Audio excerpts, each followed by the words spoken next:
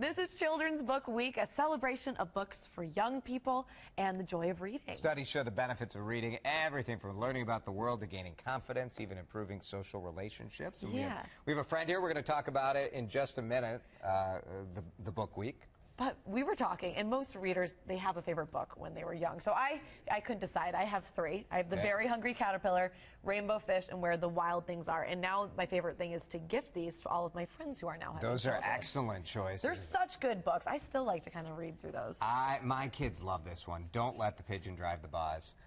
They read this book so often they would memorize it, which is so fun. They could do it out in the street. It's very funny. There are so many books now for kids, so many more, I feel, than when we were kids. Alise McGregor is with Little Newton's Nest in the LNN Literacy Center. Thanks for coming in to Mid-Morning. Thanks for having me. This is one of my favorite topics, and I grew up kind of tutoring kids and reading to them, but it's kind of hard to get kids started sometimes, so what can we do to help get them excited?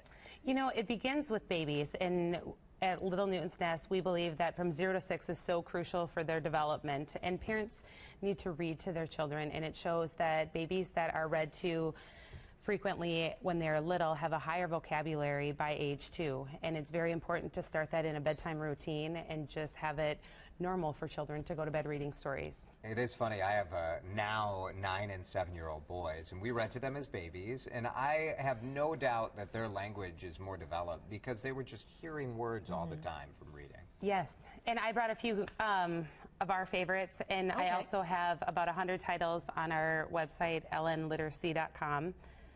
And they're just great books because they, from any age, you know, and my youngest, who is 7, still will go back to some of these books that are way below his reading level, but they're just fun. They connect you to that time. Yes. And what about getting parents excited about that? Because we know that the kids, they want to hear it, they want to read the books.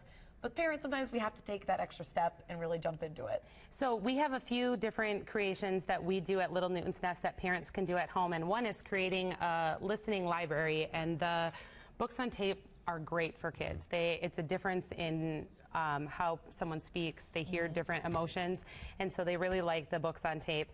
Another thing that you can do is pair activities with the books.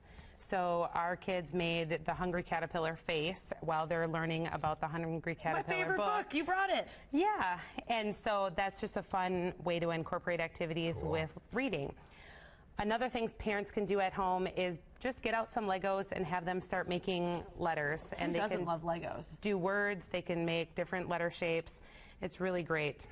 And this just teaches them by making the letter. That's just another way to get them ready for kindergarten, frankly. Yeah. And then you brought this shaving cream. This looks like fun. Or like trouble. Because what kid doesn't want to get a little messy? I mean, we want to read the books, but really, this is what we want to do.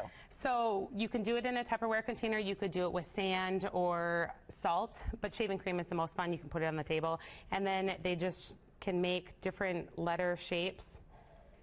Oh, cat? As they're learning their sight words, and you can erase it. And you can maybe pick out one word from the book, and every time that word comes up, boom, you do it. Then it practices their letter formation as well as the word. Really fun. Just wash the hands before you start grabbing at the books, or mom or dad. Exactly. Alise, we really appreciate the tips. You can learn more about Children's Book Week and the LNN Literacy Center.